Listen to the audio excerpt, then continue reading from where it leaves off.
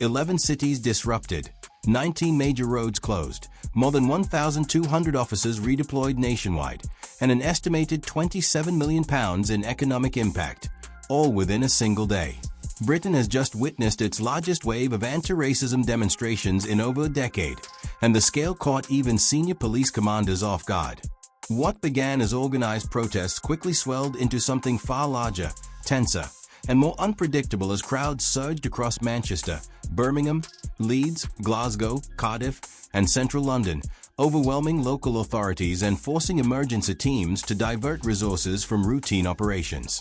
Several regions reported significant capacity strain, with multiple forces privately confirming they were operating at their lowest resilience levels since 2011. Shops closed early, transport systems stalled, and city centers ground to a standstill as tens of thousands filled public squares demanding justice, reform, and accountability, while smaller, more volatile groups splintered off, escalating tensions and triggering standoffs with police. Yet officials warn that today's unrest may represent only the beginning, not because of the protests themselves, but because of what they expose: a nation grappling with deep mistrust, fraying social cohesion, and political leadership struggling to calm or contain the moment. Today's events were not spontaneous. They were the collision point of three long-building pressures: the erosion of public trust, rising tension around migration and integration, and communities who feel both unheard and unprotected. Organizers originally anticipated around 18,000 participants. Instead, the turnout exceeded 60,000, forcing control rooms across the country into scramble mode as Oxford Street shut down within minutes, Manchester's Deansgate gridlocked, and Glasgow police declared a dynamic deployment shift, signaling that standard logistics were no longer holding. The demonstrations centered on frustration with structural discrimination, policing disparities, and the treatment of racial minorities, revealing deep societal fractures that many fear are far from resolved grievances that have existed for years. Chants demanding justice echoed through nearly every city, accompanied by placards condemning systemic inequality. But led beneath the anti-racism message was another current one political leaders have tried and failed to keep separate from the conversation: frustration over illegal migration and asylum-related tensions. Whether fair or not, many communities see the two debates merging, especially in areas where public housing lists have ballooned, schools are oversubscribed, GP wait times have doubled, and local services are stretched beyond their breaking point. This is not to say today's protesters were motivated by migration. Most were not. But public frustration, already at a boiling point, made the atmosphere combustible. In Birmingham, a crowd defending a community center clashed with a counter-group accusing local officials of favoring newcomers over residents. In Leeds, a march that began peacefully erupted after rumors spread online that a far-right group was approaching, which police later confirmed was false. These moments didn't define the protests, but they revealed how thin the social fabric has become, how quickly misinformation can weaponize fear, and how migration anxieties now sit just beneath the surface of almost every national debate. Officers today describe the atmosphere in identical words: volatile uncertainty. Not because every marcher was angry, but because Britain itself feels divided into two incompatible realities. One Britain sees a fight for justice. The other sees the collapse of order, and caught between them are communities struggling to coexist under systems that no longer seem built for the population they serve. Today wasn't just a protest. It was a pressure gauge, and it hit the red zone. For hours, senior officials insisted the situation was manageable. But internally, policing units across the country were sounding the alarm. A leaked regional coordination memo described the day bluntly: "We are operating at functional minimums. Any additional civil disorder may exceed capacity." Translated, if one more city had erupted, Britain would not have had enough officers to respond. What police will not say in public, but admit privately, is that anti-racism protests are no longer the sole issue. They sit at the intersection of race, community identity, migration pressures, and political vacuum, creating flashpoints that stretch officers far beyond traditional crowd control models. Here's what today revealed. First, the front line is overwhelmed. Officers reported being redeployed 3 times within the same hour. London alone reassigned 480 officers, leaving other districts exposed. A sergeant in Manchester put it simply: "We're not reacting to violence. We're reacting to volume." Second, illegal migration tensions are amplifying every protest. In multiple cities, counter-groups appeared not to oppose anti-racism messaging, but to express anger at immigration policies. Some carried signs reading, "British families left behind," "Fix the borders first," "Services collapsing, but they ignore us." Police confirmed that several confrontations today began between local residents and pro-Rwanda activist groups, not between protesters and the police. Third, officers are angry at the government. Many feel they have become the shock absorbers of national failure, rising population pressures, strained integration systems, budget cuts, and a political class that refuses to acknowledge the link between community tension and uncontrolled migration flows. One inspector told us off record, "We are expected to police problems the government won't even name." Fourth, misinformation turned minutes into chaos. In Cardiff, a rumor spread that a mosque was under attack. False. In Birmingham, a rumor claimed an asylum center was being targeted. Also false. But the rumors drew hundreds toward the same areas, overwhelming containment teams. Fiveth officers fear the next phase, escalation from outside groups. Far-right agitators were cited in 4 cities. Far-left groups attempted to hijack marches in Manchester and Bristol. Both attempted to weaponize anti-racism messaging for their own agendas. Police intelligence units privately warned that Britain is entering an era of movement against movement protest cycles. Meaning today was not the peak. It was the beginning of a wider national reshaping of identity politics. And officers know they are under-equipped for it. The phrase repeated in every leak briefing was the same. Not sustainable.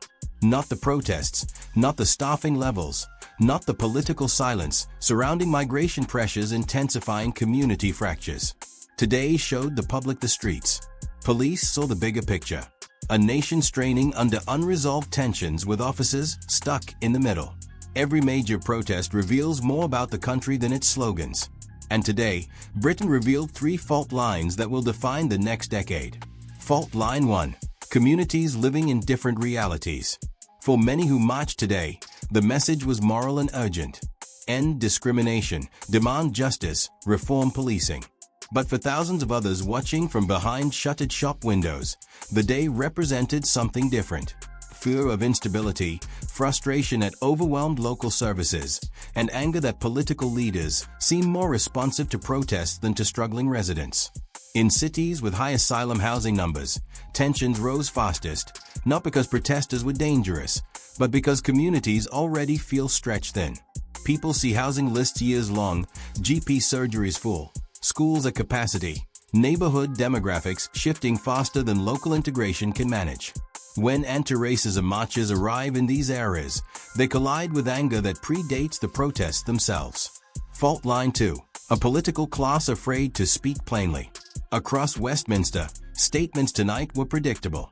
We support peaceful protest. We condemn violence. We stand for unity. But not one senior figure addressed the underlying pressure that communities feel. The pace and scale of migration into already fragile cities. By trying to separate anti-racism discourse from migration realities, leaders end up satisfying no one.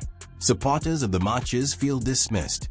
Opponents feel ignored, and the police are left to absorb the fallout.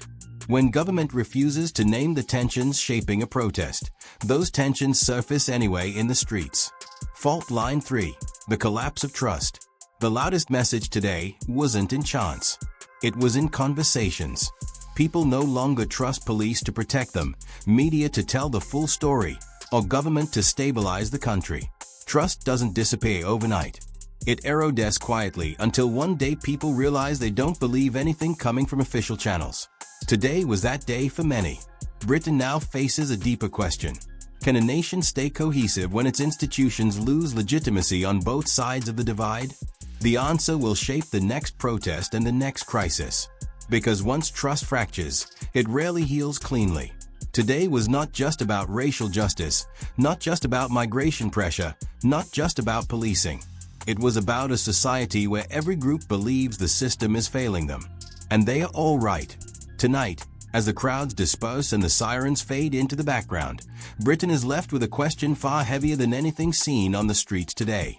What exactly did this moment reveal about who we are and who we are becoming? Because the truth is this. Today's anti-racism protests were not simply about injustice or policing or one tragic incident.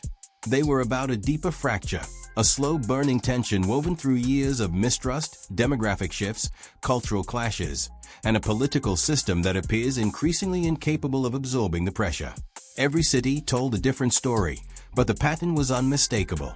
In Manchester, families marched for fairness, but ended the night boarding up shop fronts. In Birmingham, a peaceful rally turned into a standoff within minutes because one rumor online pulled hundreds in the wrong direction.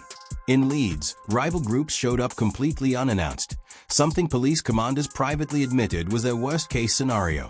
In London, a march meant to honor victims of discrimination morphed into 3 simultaneous crowd surges that pushed the entire city to its limit. And beneath it all lay the same silent truth. No one trusts the system to manage these moments anymore. Not the communities who feel unheard, not the police who feel outnumbered, not the councils who feel unprepared, not even the national government, which now speaks in rehearsed lines rather than real solutions. Britain today did not just witness unrest. Britain witnessed a stress test of its social foundation. And the foundation shook. Because once you strip away the slogans, the banners, and the politics, what remains is a society caught between 2 realities. Reality 1, millions demanding equality, dignity, and an end to discrimination. Values any functioning democracy should aspire to uphold. Reality 2, a growing fear that protests, no matter how they begin, are increasingly hijacked by groups with agendas far beyond racial justice. Activists seeking confrontation, networks linked to extremist provocators, and yes, even migrant factions who see public chaos as an opportunity to project influence. This duality is what makes today's events so volatile. The line between movement and mayhem is thinner than ever, and every time the system hesitates, the line dissolves. Police leaders admitted off record that they were one major spark away from losing control in at least 2 cities today. Councils described the atmosphere as emotionally flammable. Community leaders begged for calm while simultaneously warning that they cannot guarantee tomorrow will look like today. That is not stability. That is a warning shot. And here's the part nobody in Westminster wants to acknowledge. If trust continues to erode at this speed, Britain will not be debating how to manage protests. Britain will be debating how to prevent the next national confrontation. Because tonight, the country did not just march. It revealed its fracture lines, racial, economic, cultural, generational. Lines that have been widening for years. And unless someone steps forward with the courage to confront these tensions honestly, not with slogans, not with platitudes, not with temporary policing plans, then what happened today will repeat bigger, faster, harder to contain. So now before we close, I want to hear from you, the people watching this who see the streets from the ground level, not from a minister's briefing note. Were today's anti-racism protests a justified outcry or a sign of dangerous social unraveling? Comment justice or unrest and tell me why. Because whatever this day becomes in the history books, a turning point, a warning, or the start of something far larger, one thing is certain. Britain cannot pretend it didn't see the signs. Tonight, the country looked in the mirror. What it saw should concern every one of us.